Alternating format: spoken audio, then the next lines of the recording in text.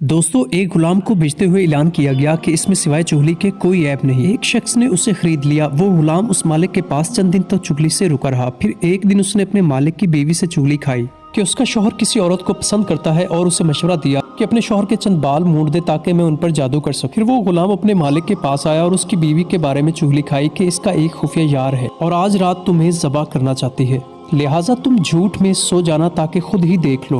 उसके मालिक ने इसकी बात को सच जाना और झूठ में सो गया। जब उसकी बीवी उसके हलक के बाल मूंडने के लिए झुकी तो उसने वही उस तरह लेकर उसे ज़बह कर दिया। जब उस औरत के खानदान के लोग आए और उसे मुर्दा पाया तो उन्होंने उसके शौहर को कत्ल कर दिया।